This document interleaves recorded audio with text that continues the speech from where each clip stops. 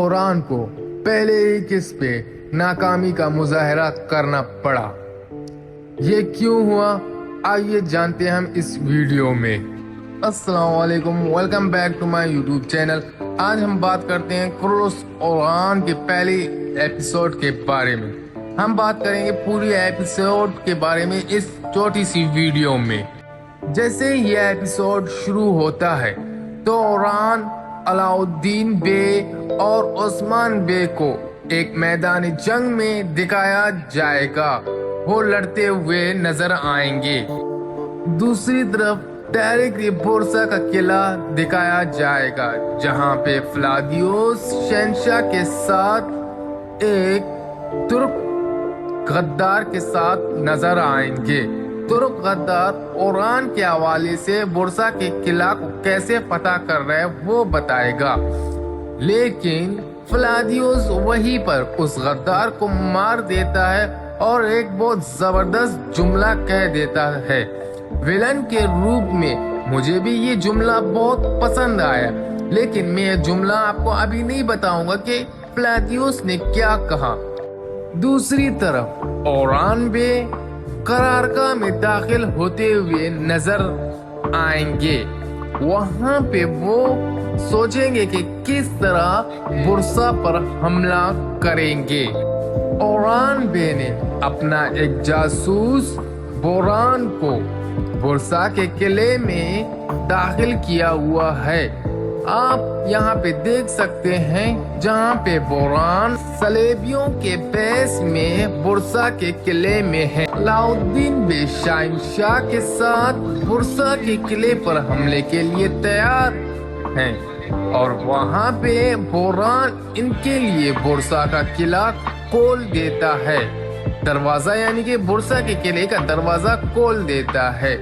جب اوران حملہ کر دیتا ہے تو اوران وہاں پہ پھنس جاتا ہے، تو اوران کے کافی سپاہی شہید ہو جاتے ہیں۔ اوران کو ہار کا مظاہرہ کرنا پڑتا ہے، اوران واپس چلا ہی جاتا ہے اور صلیبی بوران کو زندہ پکڑ کر قید کر دیتے ہیں۔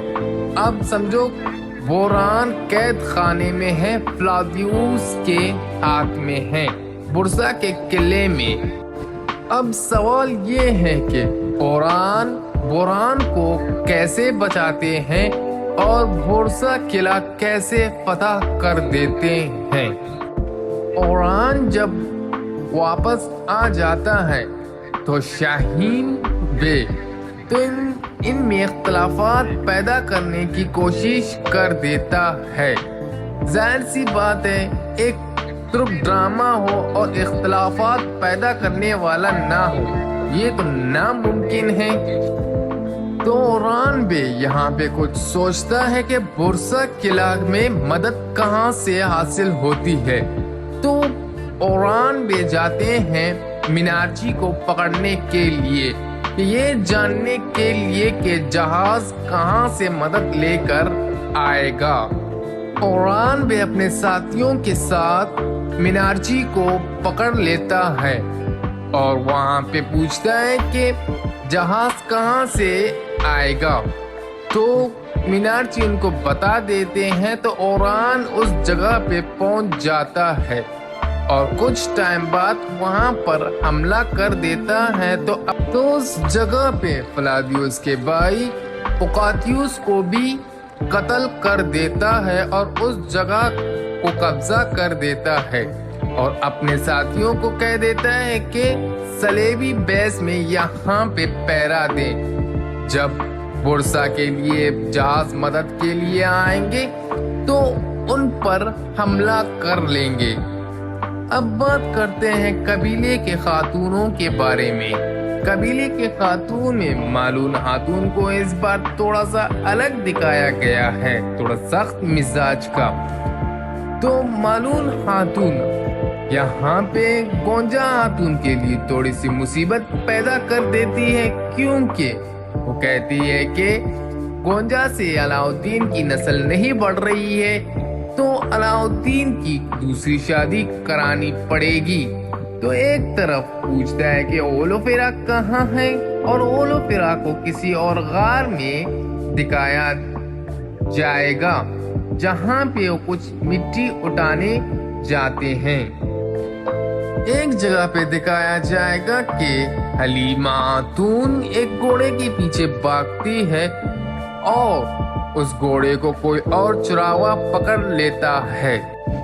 जब ओस्मान बे तक बुरसा किले की नाकामी यानी कि ओरान की नाकामी का खबर ओस्मान बे तक पहुंचता है तो ओस्मान बे थोड़ा सा अजीब महसूस कर देता है और एक इजलास बुला लेता है, यानी कि मुशावरती इजलास के ये पूछने के लिए कि क्या क्या कमी थी, क्या ओरान ने सही इक़दाम नहीं उठाया है।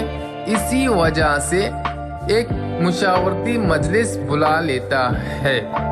मुशावरती मजलिस में सबसे पहले शाहीन शाह आफरीदी जो इख्तलाफात पैदा करने की कोशिश कर रहा है, वो कह देता है कि ओरान बे ने हमसे मशवरा नहीं किया है, इसी वजह से हमें नाकामी का शिकार करना पड़ा।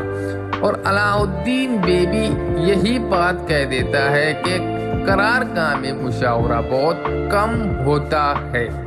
तो इसी वजह से ओस्मान बे ओरान को कमांडर के पोस्ट से निकाल देता है। अब सवाल ये है कि कमांडर के पोस्ट पे कौन होगा। अब बात करते हैं कि ओरान बे के दो बेटों की। इस किस्त में दिखाया जाएगा कि ओरान के दो बेटे हैं, एक का नाम कासिम है, दूसरे का नाम सुलेमान है। अब बात करते हैं फ्लावियुस के बारे में, जो गद्दार को मारते हुए कह देता है मैं जिसका फैन बन गया हूँ। यही बात कह देता है कि जो इंसान अपने कौम से गद्दारी कर सकता है, कल को वो हमारे साथ भी गद्दारी करेगा। ये थी पूरी एपिसोड की कहानी।